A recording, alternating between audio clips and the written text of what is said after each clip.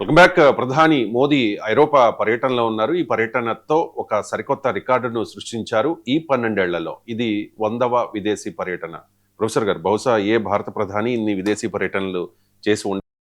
మరోవైపు మోదీ విదేశాంగ విధానం మీద కూడా కొన్ని విమర్శలు వస్తూ ఉంటాయి. విశ్వగురు మోదీ ఇన్ని పర్యటనలు చేస్తూ ఉంటారు, కానీ విదేశాంగ విధానం, ఫారిన్ పాలసీ విషయంలో మాత్రం వీక్ అని చెప్పేసి కాంగ్రెసే విమర్శిస్తూ ఉన్న పరిస్థితి.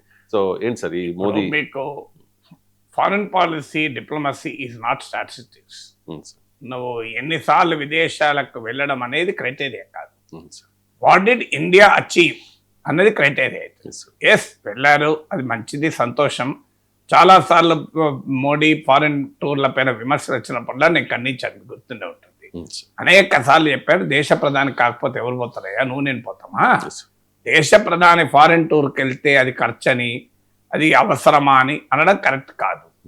సో అందువల్ల ప్రపంచ దేశాలకు పర్యటిస్తే మన ప్రధాని భారతదేశానికే ప్రయోజనం కదా, దానికి ఏం అభ్యంతరం లేదు. 100 సార్లు కాదు, 200 సార్లు ప్రయాణం చేసినా మనం సంతోషించాలి, దానికి ఎలాంటి అభ్యంతరం. కానీ వాట్ ఈస్ ద రిజల్ట్? 2014లో ప్రైమ్ మినిస్టర్ ప్రమాణ స్వీకారానికి సౌత్ ఏషియన్ లీడర్స్ అందరినీ తీసుకొచ్చారు, including Pakistan prime minister Nawaz Sharif కూడా వచ్చాడు. మీకు గుర్తుండే ఉంటుంది. దానికి నైబర్హుడ్ డిప్లొమసీ అని పేరు. అందరము మెచ్చుకున్నా, నేను కూడా మెచ్చుకున్నాను. ఏం జరిగింది ఇవాళ 2026లో? Pakistan SAARC, South Asian association regional cooperation మూతపడింది. నేపాల్లో భారత్ వ్యతిరేక భావాలు పెరిగాయి. మాల్దీవ్లో ఎగ్జిట్ ఇండియా అనే మూమెంటే నడిచింది. శ్రీలంకలో చైనా ఇన్ఫ్లుయెన్స్ పెరుగుతోంది. సో నైబర్హుడ్ డిప్లొమసీ ఎక్కడ పోయింది? ఒకప్పుడు సార్క్ అనే రెగ్యులర్గా మీటింగ్ లేదు, సార్క్ లేదు. సో నైబర్హుడ్ డిప్లొమసీ ఇది క్లియర్ ఫెయిల్యూర్ కదా. 2000 దీనికి మోడీ కారణమా, ఇతరుల కారణమా, అది చాలా చర్చించుకోవచ్చు. But fact remains that there is no neighbourhood diplomacy. ఆఖరికి ఇటీవల ఆపరేషన్ సింధూర్ తర్వాత మన పార్లమెంటరీ డెలిగేషన్లు దేశమంతా పర్యటించాయి. విచిత్రం ఏంటంటే పక్కనున్న దేశాలకు వెళ్ళలేదు. అమెరికాకు వెళ్ళారు, యూరోప్కి వెళ్ళారు, కానీ శ్రీలంక వెళ్ళలే, ఎవరు మాల్దీవ్స్ వెళ్ళలే, భూటాన్ వెళ్ళలే, ఎవరు నేపాల్ వెళ్ళలే. అంటే నైబర్హుడ్ డిప్లొమసీ లేదు అని క్లియర్. 2, ఇండో పసిఫిక్, కాస్త ఇంకా పైకి వెళ్దాం. ఇండో పసిఫిక్ ప్రాంతం, దీని గతంలో ఏషియా పసిఫిక్ అన్నారు, మనకేదో గౌరవం ఇస్తే ఇండియా పసిఫిక్ అన్నారు. అమెరికా, చైనాను ఈ ప్రాంతంలో కట్టడి చేసేందుకు మనం అమెరికాతో కలిశాం. America, Japan, Australia, India. ఇవాళ క్వాడ్ ఉందా? క్వాడ్ అసలు సమావేశాలు జరుగుతున్నాయా? అమెరికానే క్వాడ్ పక్కకు పెట్టేసింది.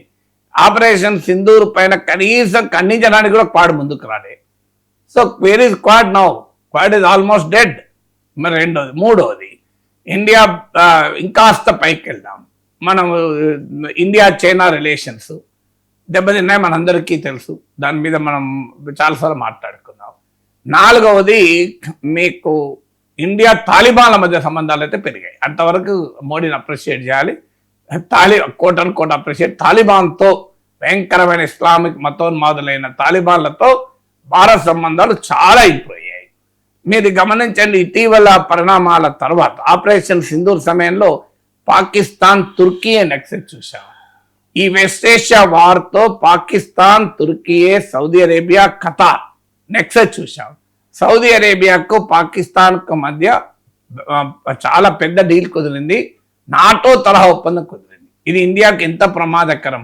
ఈ డీల్లో సౌదీ పాకిస్తాన్తో తుర్కీ కూడా కలుస్తోంది.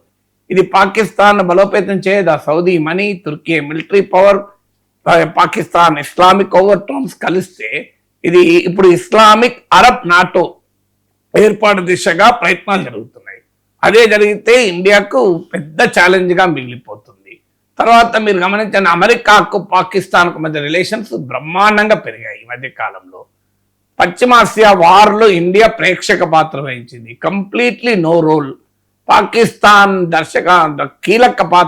కీలక చొరవతో ఒప్పందం కుదురుతోంది. ఇంత పెద్ద దేశం ఎక్కడా మనం మాటలేదు, ముచ్చట్లేదు మనం. So India middle east economic corridor ఎక్కడ పోయింది? I2U2 India, Israel, United states, UAE ఎక్కడ పోయింది? ఇండియా రష్యా రిలేషన్స్ మాత్రం బలపడ్డాయి. అమెరికా ఒత్తిళ్లను కూడా ఎదిరించామనుకుంటే చివరికి మళ్ళీ అమెరికాతో డీల్ కొరకు మనం రష్యన్ ఆయిల్ కొనడం కూడా ఆపేశాం మధ్యలో. మళ్ళీ ట్రంప్ ఓకే అన్నాకనే కొనడం మొదలు పెట్టాం. ఇరాన్తో రిలేషన్స్ కంప్లీట్గా క్లోజ్ చేసుకున్నాం. ఇరాన్తో ఆయిల్ ఇంపోర్ట్స్ ఒకప్పుడు జీరోకి వచ్చాం.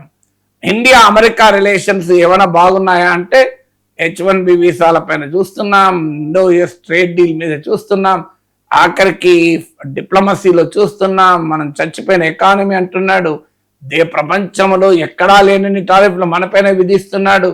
సో ఆఖరికి మన సేలర్స్ ను కూడా అమెరికా మిలిటరీ దాడులు చేసి మార్కో రూబియో బరాబర్ చంపుతామంటున్నాడు.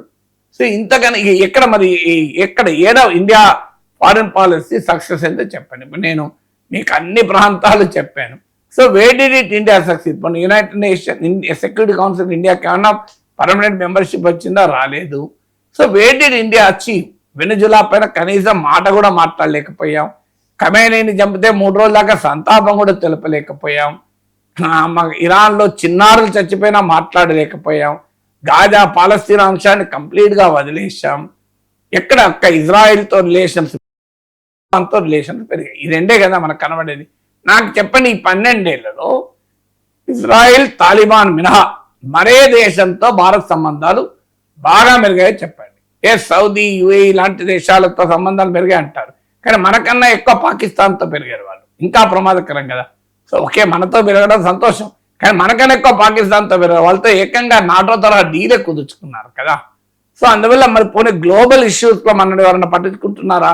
ఇంత వెస్ట్ ఏషియా వార్ జరుగుతుంటే ఆ కన్వర్జేషన్లో, ఆ డిప్లొమసీలో ఇండియా ఇస్ కంప్లీట్లీ ఆబ్సెంట్ కదా. బ్రిక్స్ లాంటి వ్యవస్థలు ఉండే, ఒకప్పుడు అవి అమెరికా ఆధిపత్యాన్ని ప్రశ్నించే స్థాయిలో ఉండే. ఇవాళ పరిస్థితి ఏంటి? బ్రిక్స్ ట్రంప్ దెబ్బకు అసలు బ్రిక్స్కి మనమే ప్రెసిడెంట్. అన్ఫార్చునేట్లీ మనం దాన్ని దాదాపు కోల్డ్ స్టోరేజ్లో పెట్టాం బ్రిక్స్ను. ఇవాళ ఒక బలమైన ఒక దశలో ట్రంప్నే భయపెట్టించిన వ్యవస్థ కదా అది. అలాంటి బ్రిక్స్ ఇండియా నాయకత్వంలో ఇప్పుడు కామ్గా అయిపోయింది కదా. So where did we achieve? Non aligned movement దాదాపు లేదు. సో నాకు tell me, except good relation with Israel and Taliban, ఇక మిగతా ఎవరితో సంబంధాలు పెరిగాయో నాకు చెప్పండి.